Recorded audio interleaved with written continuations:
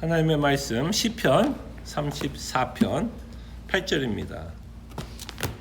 시편 34편 8절.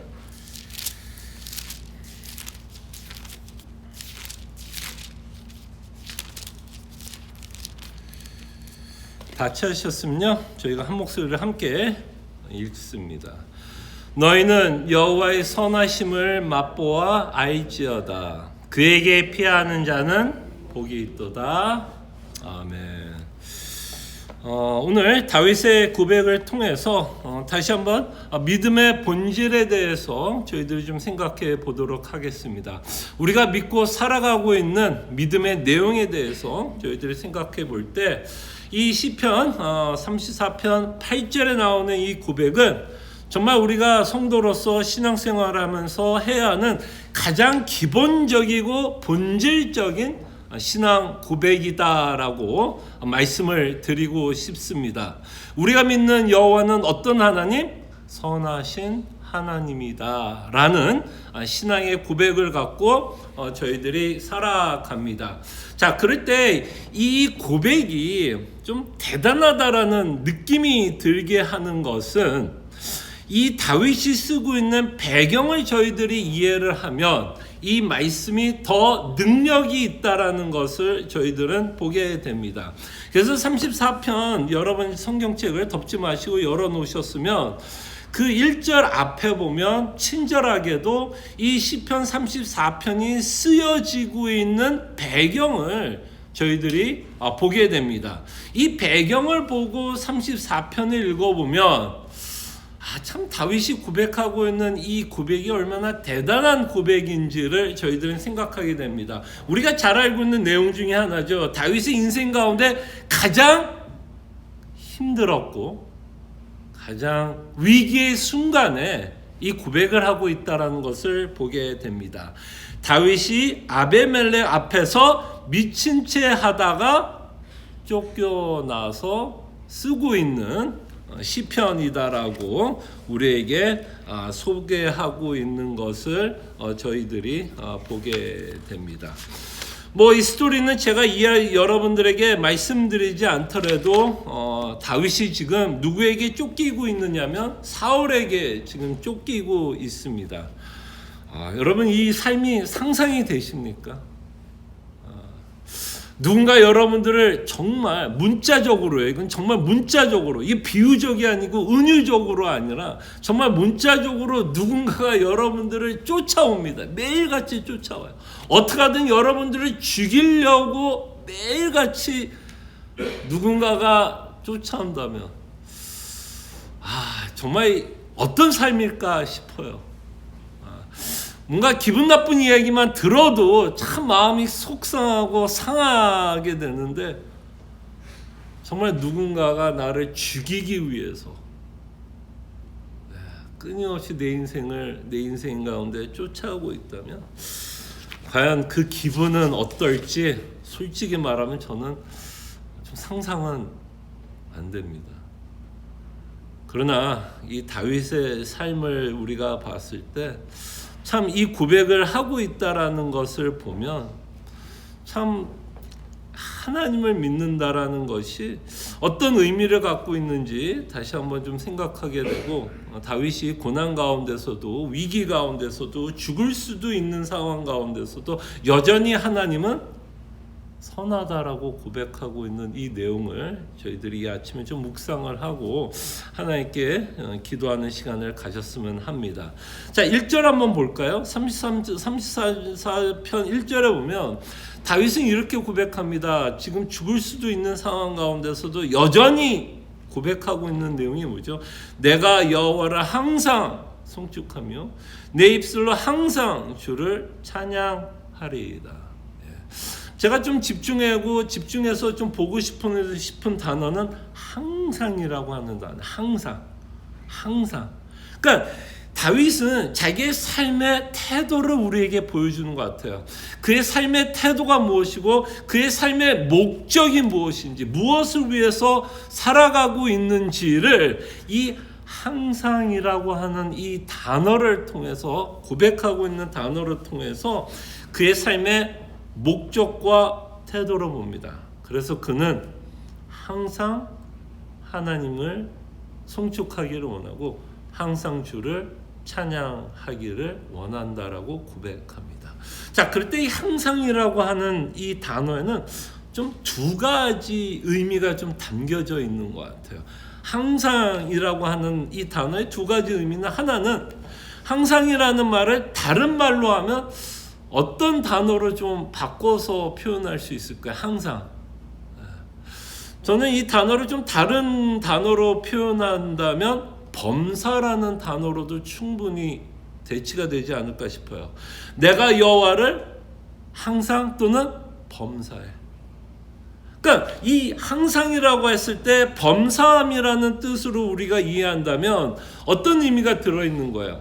어떤 상황과 어떤 환경 가운데서도 다윗은 하나님을 송축하겠다는 거죠. 지금 자신이 사울 손에 잡혀 죽을지라도 그의 삶의 태도는 여전히 하나님을 범사에 송축하겠다라고 고백합니다. 그럴 때 생각나는 성경 구절 있지 않으세요? 항상 송축함을 범사로 이해하면 범사에 감사하라. 그 범사, 어떤 상황이든 어떤 상황이든 환경 가운데서도 우리는 여전히 하나님께 감사할 수 있다라고 생각이 들면 여전히 우리는 하나님을 찬양하고 찬송할 수 있게 됩니다. 그 다음에 이 항상이라고 했을 때는 시간적인 의미도 있는 것 같아요. duration. 그러니까 이 항상이라고 했을 때는 이런 의미도 있죠. 지속적으로, 끊임없이. 그러니까 이 지속적이라는 것과 끊임없이라고 하는 것을 라고 하는 의미를 통해서 이것이 다윗의 태도라는 걸 볼 수 있죠. 그의 삶의 철학, 그가 무엇을 위해서 살아가려고 하는지를 저희들은 보게 됩니다. 항상. 그래서 뭐예요? 나는 지속적으로, 끊임없이 어떤 상황과 환경 속에서도 하나님을 찬양하겠다라고 말씀을 하고 있는 것을 보게 됩니다. 그러면서 2절에 이렇게 말씀하시죠. 2절에 보면 내 영혼이 여호와를 자랑한다라고 말합니다. 내 영혼이 여호와를 자랑한다. 이게 우리가 찬양하는 이유가 아닐까 싶어요. 우리가 하나님을 찬양하는 이유가 뭐예요? 하나님을 향한 자랑. 자랑. 그럴 때 다윗이 하나님을 자랑하고 싶은 내용은 뭘까요, 여러분? 다윗이 여호와를 자랑하고 싶은 내용, 바로 좀 전에 저희들 읽었던 8절. 뭘 자랑하고 싶은 거예요? 하나님은 선하시다. 하나님은 선하신 하나님인 것을 끊임없이 그는 항상 범사에 그리고 지속적으로 하나님을 자랑하고 싶어 합니다. 자, 그러기 위해서는 우리가 어떤 삶을 살아야 될까요? 다윗은 끊임없이 자기의 위기의 삶 가운데, 어려운 상황 가운데서도 사실은 다윗은 어떤 삶을 살고 있기에 이렇게 하나님을 찬양하고 있을까요? 그는 어디에 더 중점을 두고 사는 거죠? 자기가 처한 상황, 위기, 아니면 하나님? 어디에 그는 끊임없이 초점을 두고 살아왔을까요? 하나님이었어요. 끊임없이 하나님. 그가 처했던 위기를 바라본 것이 아니라 그가 처한 위기 가운데서도 끊임없이 믿음의 눈을 들어 살아계시고 인자하시며 선하신 하나님만을 바라보았기 때문에 그의 믿음은 흔들리지 않고 하나님의 선하심을 자랑합니다. 이것이 바로 우리가 믿음의 삶을 살아가는 원리가 아닌가 싶어요. 아마 우리가 신앙생활하다 보면 우리도 인간이다 보니까 연약하게 될 때가 있을 때, 그때 연약할 때 우리가 하는 행동은 뭘까요? 계속해서 우리는 상황과 환경을 바라보고 있죠. 상황과 환경만 바라보게 되면 우리는 계속해서 힘들 수밖에 없는 것 같아요. 그러나 이 상황과 환경 가운데 믿음의 눈을 들어 여호와를 바라보게 되면 우리는 끊임없이 하나님의 선하심을 맛보게 됩니다. 그리고 자랑하고 싶어요. 그리고 이 자랑은요, 뭐 하고 싶은지 아세요?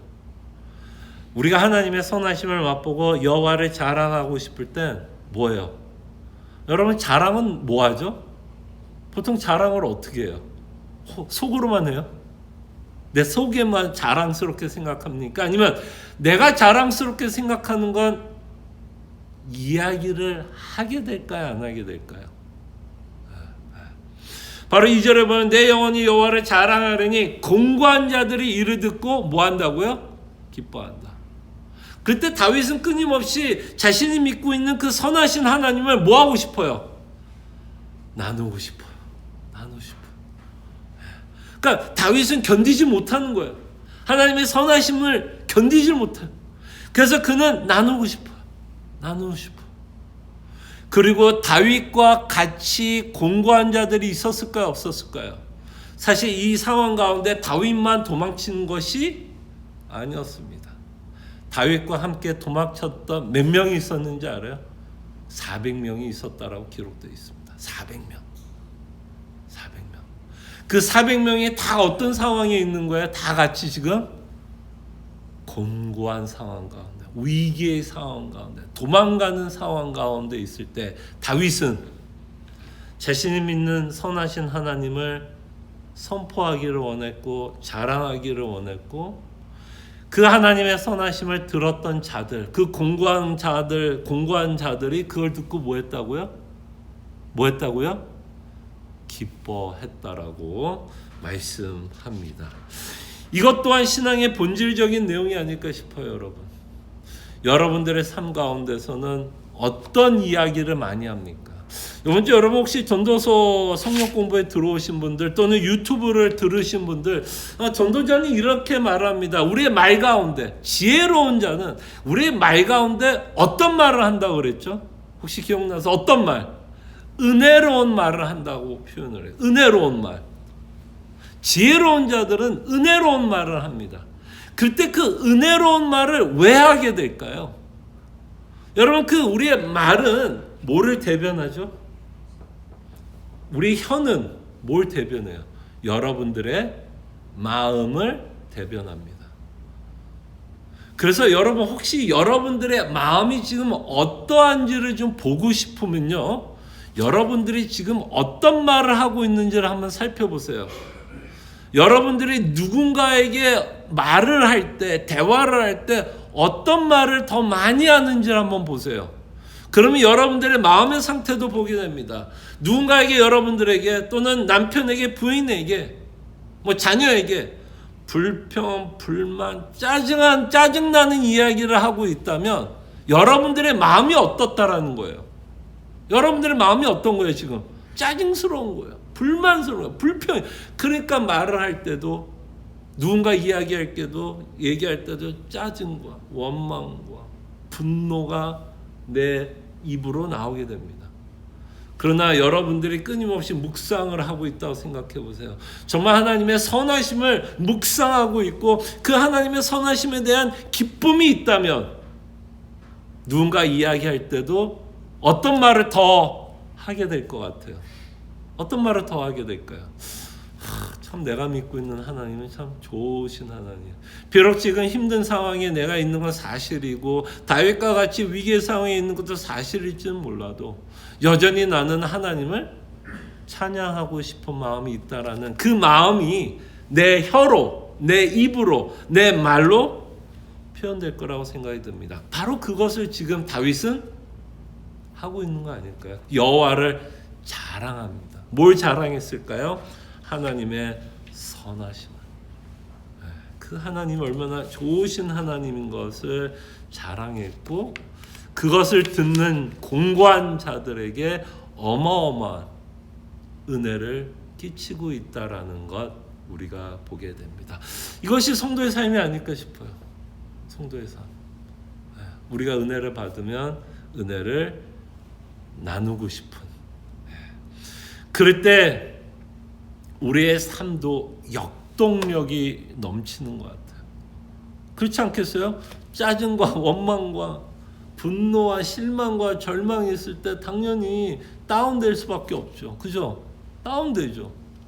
그러나 정말 우리 안에 예수님 때문에 하나님의 선하심을 맛보면 우리 안에 역동력이 생기지 않을까요? 적극적으로 살아가고 싶은 마음 생기지 않을까요? 그럴 때 교회의 역동력은 어디에서 생길까요, 여러분? 교회의 역동력은 상황과 환경에서 나오는 것 같지는 않아요. 교회의 역동력도 결국에는 성도 한 사람 한 사람이 무엇을 맛볼 때 교회가 살아날까요? 그 하나님이 얼마나 좋으신 분인지, 그 하나님이 얼마나 은혜로운 분인지, 그 하나님을 찬양하고 찬송하고 예배하고자 하는 성도들이 모일 때 교회는 역동력이 넘칠 거라 생각을 합니다. 우리는 보이는 것과 상황과 환경에 의해서 하나님을 찬양하는 건 아닌 것 같아요. 그렇다면 다윗은 하나님을 찬양할 수 없었겠죠. 그러나 다윗이 그가 처했던 어떤 상황 가운데서도 하나님을 찬양하고 선하심을 높이고 있다면 교회도 어떤 상황과 환경을 뛰어넘어 그 하나님의 선하심을 우리가 보기에 하나님을 찬양하고 찬송합니다. 그것이 바로 우리가 내일 기대해야 되는 모습이 아닐까 싶어요. 여러분들은 주에 11시에 나올 때 어떤 마음으로 나옵니까? 어떤 마음으로 나오세요? 다양한 마음으로 오겠죠. 다양한 마음. 그러나 정말 우리가 예배할 때 믿음의 눈을 가지고 그 하나님의 선하심을 묵상하면서 저희들이 함께 하나님을 예배했으면 해요. 정말 그 하나님의 살아계심, 예수 그리스도의 살아계심과 그 복음 때문에 우리가 하나님을 예배하고자 하는 마음. 3절 한 절만 더 읽을게요. 나와 함께 여호와를 광대하시다 하며 함께 그의 이름을 높이세. 그때 다윗은 혼자 하나님을 높이고 싶지 않았고 400명, 공고한 400명들과 함께 그죠? 하나님을 높이기를 원했습니다. 그때 하나님은 어떤 하나님? 광대하신 하나님. 그의 선하심도 광대하십니다. 그의 사랑도 광대하시고요. 그의 전능하심도 광대하시고 그의 지혜도 광대하십니다. 우리의 참된 안식은, 우리의 참된 평안은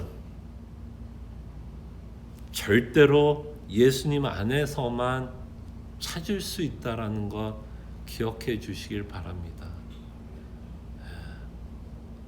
상황과 환경이 나아지면 내 마음이 편안해질 것 아니에요. 하나님이 우리를 그렇게 창조하지 않았어요. 하나님이 우리를 창조한 뭐라 그럴까요? 목적이라 그럴까요? 그 목적을 이해하면 우리의 참된 평안함, 그 평안함은 이 하나님의 선하심을 맛볼 때에만 우리에게 참된 평안함이 있고 기쁨이 있고 감사함이 있다라는 것 잊지 마시기를 바랍니다. 여러분들은 지금 어떤 삶을 사세요? 어땠어요? 벌써 일주일 지났는데 어땠어요? 분주했죠? 굉장히 바빴죠? 여러 일이 있었죠? 굉장히 스트레스풀한 한 주였을지도 모르겠습니다. 그때 우리 스트레스를 푸는 방법도 누구를 바라볼 때, 하나님을 바라볼 때 정말 하나님이 얼마나 좋으신 분이고 그 하나님이 내 옆에 있고 8절 마지막에 뭐라고 끝나죠? 너희는 여호와의 선하심을 맛보아알지어다. 뭐 한다고요? 그에게 피하는 자는 복이 있도다. 그를 의지하고 그를 믿고 그가 나와 함께 하신다라는 것을 우리가 믿고 있다면 우리 안에 참된 평안함을 가질 수 있을 거라 생각합니다. 그래서 이 아침에 저희들이 이 다윗의 고백이 다윗의 고백으로 끝나는 것이 아니라 나의 고백이 될 수 있도록. 그리고 이 선하심을 맛본 자들은 뭐 하기를 원해요? 자랑하고 싶어 합니다. 그리고 예배하고 싶어 합니다. 그래서 우리의 입술에 정말 하나님의 은혜가 넘치는 고백이 나타날 수 있도록 우리가 함께 기도하고요. 또 제가 드린 기도의 제목들 기억해 주시고, 또 여러분들이 개인적으로 갖고 있는 기도의 제목들 기억하면서 하나님의 선하심을 맛보는 귀한 아침이 되기를 바랍니다. 기도합니다.